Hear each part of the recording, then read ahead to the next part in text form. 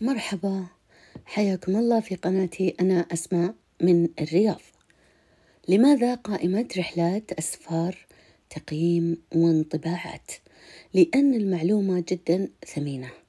المعلومة في أي موضوع ثمينة جدا، ويختلف القرار المتخذ لوجود أو لغياب معلومة. ممكن معلومة تنسف خطة سفر أو تؤكدها.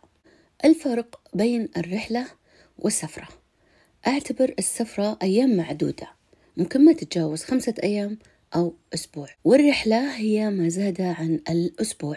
وما زاد عن الأسبوع عندي كان في أمريكا وسويسرا، والدول اللي كان سفري لها للتدريب مثل دول الخليج، بعض مناطق السعودية كان، ومصر والأردن اللي لها علاقة بالتدريب. كل ما له علاقة بالتدريب دائما كان عندي يزيد عن الأسبوعين. أقصر مدة كانت 10 أيام، فتعتبر رحلات. والتحدث عن رحلاتي وأسفاري ومشاركة التفاصيل، أولا لأنها جزء من مذكرات مستشارة ومدربة وإعلامية. أطلقت مبادرات كانت فائدتها كبيرة وأدهشتني، إلين اليوم يوجد من يشكرني على معلوماتها بفضل خبراتي اللي تحدثت عنها، والآخرين اللي عندهم خبرات أضافوها لي وتحدثت عنها. كل شخص عنده خبرة أو تجربة في أي مجال من الرائع مشاركتها وإفادة الآخرين بها. لا تتركون رحلاتكم فارغة من جمع المعلومات وإعلانها والتحدث عنها من خلال التقييم. التقييم مهم جدا في حياتنا على جميع المستويات، ويخلينا نرتقي بالجودة، وجودة أي تجربة مهمة. ولا يمكن نحصد ونقطف ثمار رحلة جيدة بدون تقييم والبناء على هذا التقييم. المبادرات اللي أطلقتها حذرت من خلالها من سفر الناس لدول الثورات أو الدول الغربية. دول الثورات لأنها انهارت وحتى يومنا لم تقوم لها قائمة، يمكن باستثناء البحرين، وهذا لأنها دولة خليجية. وأحذر وحذرت وسأستمر في التحذير من السفر للدول الغربية إذا السفر لها طوارئ وضروري أو ما له داعي المرمطة. أنا اكتفيت بنموذجين من الدول الغربية، بعدها حرمت السفر لهم، لأن أصلا كان سويسرا كانت خيار، لكن أمريكا كنت مضطرة، وسأروي ذلك في كل مقطع يخص كل دولة. وسأستمر أحذر من السفر إلى بعض الدول لأسباب دائما أعلنها في تفاصيل المبادرة، وأذكر الأسباب اللي أدرجتها ضمن مذكرات مستشارة ومدربة وإعلامية سعودية، لأني كان ودي أحد يغنيني عن بعض التجارب والأسفار ويذكر لي السلبيات، وأقرر بموجب حجم تأثري بالمعلومة.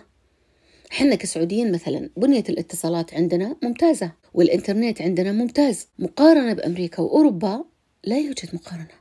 إحنا متقدمين عليهم، إحنا وين وهم وين.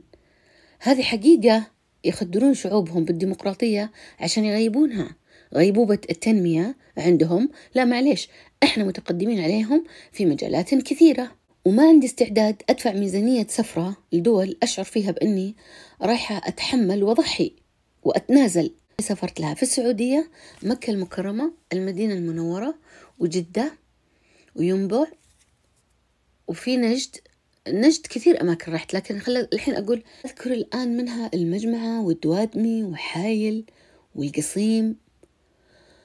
من الشمال تبوك والجوف، ومن الجنوب النجران، جيزان، وبها.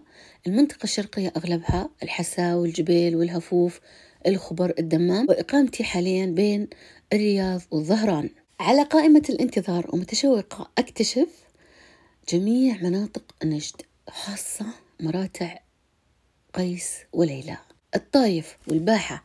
الجنوب بشكل عام ودي أرجع أمسح كلها، حتى الأماكن اللي رحت لها. نسيت أقول من الجنوب رحت لمحايا العسير. والشمال أيضا أنا أشعر أني ما اكتشفته، ودي أشوف تيماء وارجع للجوف، وبعد أشوف سكاكا.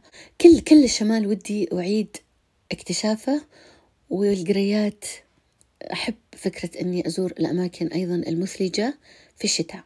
مناطق القصص التاريخية والعالمية، وكل بلدنا من أصغر إلى أكبر حصى في السعودية تحت أحجاره تاريخ متراكم في مهود الحضارات السعودية 18 اللي تحدثنا عنهم في مقطع خاص في قائمة تتعلق بالحضارات والتاريخ السعودي، وعمرهم أكثر من 1,000,000 عام. خارج السعودية سافرت لجميع دول الخليج العربي والأردن، مصر، لبنان، أمريكا وسويسرا، ولو تذكرت أي بلد ارجع أتحدث عنه. أجمل مدينة سافرت لها، أكثر دولة تكررت سفراتي لها، مدينة حبيتها أو كرهتها أكثر المدن السعودية هي اللي بصراحة متحمسة للكلام عنها، خاصة مكة والمدينة وحايل، متحمسة كثير للسوالف عنهم، أكيد للحديث بقية.